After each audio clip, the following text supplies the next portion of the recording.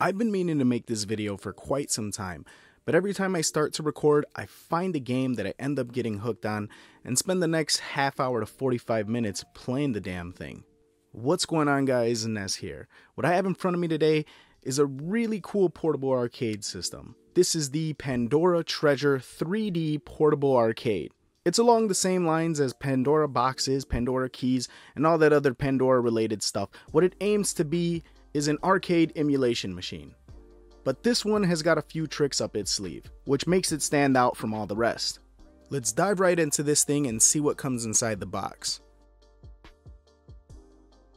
The unit comes with a power supply, a screwdriver, an extra set of buttons, comes with 2 of them, and you have an extra gate for the joystick. This one is a circle gate. You have the unit itself, the Pandora Treasure 3D,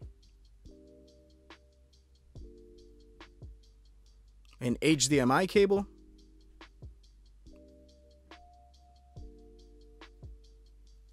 a VGA cable,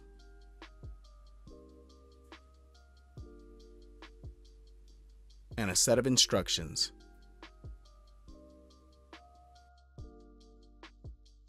Taking a closer look at the unit itself, it has this whole lock and key mechanism with the joystick. You unscrew it, and then the console opens right up. From that point, you go ahead and screw the joystick into its location.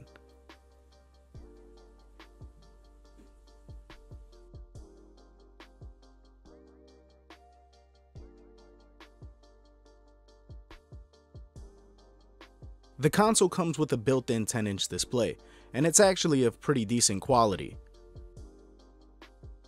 Over on the back side of the unit, you have a port for the power supply, an HDMI output, as well as an HDMI input. That's right, you can connect an external device to this thing and use its 10-inch display as the monitor. It has a headphone jack, a volume rocker, a configuration button, and 2 USB ports. One is to connect an additional controller or joystick, and the other one can be used as a USB output, allowing you to use the joystick and buttons as an external controller for another device. On the bottom of the unit, there's a little door revealing a housing for 3 18650 power cell batteries. You can pop 3 of those in here and legit make this thing a portable arcade machine. And then over on the side of the device, we have the VGA output, as well as a button that lets you switch back and forth between input devices. The whole design is really sleek and built really solid. This thing actually got some weight to it.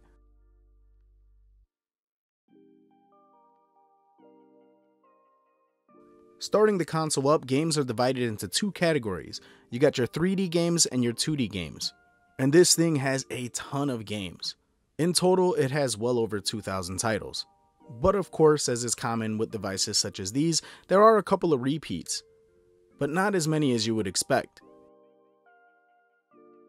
Now right off the bat, although it plays the 3D titles very well on this device, it's very obvious that it's not the arcade versions of the games that it's playing. For example, this version of Tekken 6 that I'm playing is very clearly the PSP version being emulated over, based on the buttons that it's asking me to press at the main menu, as well as the overall appearance. But nonetheless, it runs really good, and it's a hell of a lot of fun to play. And the fact that this thing can emulate PSP goes to show that it's a pretty good machine.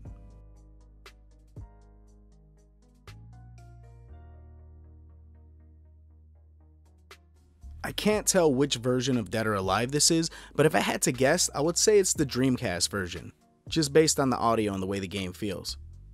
It seems to run a tad bit slower than full speed, but it's still very playable.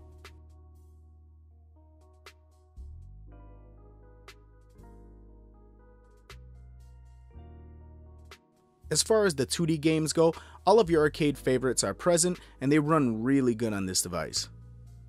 And once again, I'm really impressed at how good this 10-inch display looks.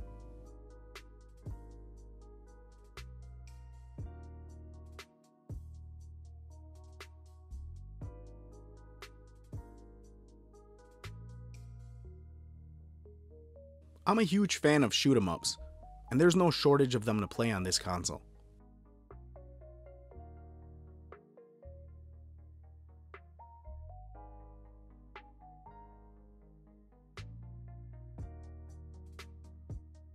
Another genre that I noticed this console is loaded with are 2D fighters. It's got a ton of them to play, and even some more obscure ones.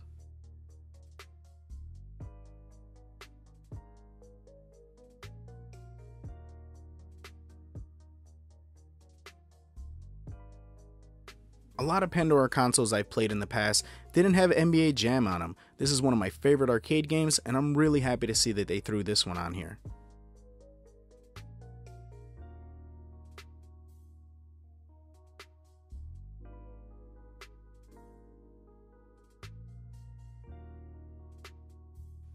And of course, your Capcom 2D fighters run damn near arcade perfect on this thing.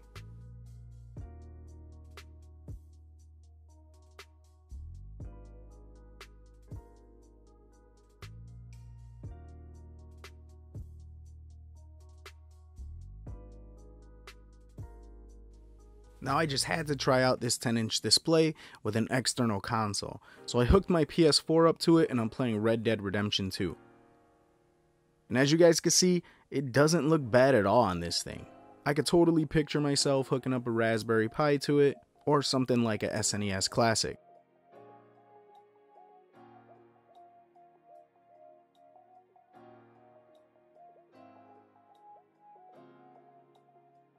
So that's pretty much it, guys. The Pandora Treasure 3D Portable Arcade is absolutely badass. The build quality is solid, and the 10-inch display that it comes with is really good. The buttons and joystick are really good, and I think the design is really sleek. And the fact that I could hook up something else to the display gives this thing so many options. The only negative is that this thing could be a bit hard to find, and it seems like resellers are kind of all over the place with the price. I paid about $170 US for this one, but I've seen them go for a lot more than that. I think I got lucky. I'll try to put a couple of decent links to this thing in the description below in case you guys are interested. Until next time, this is Ness, signing out.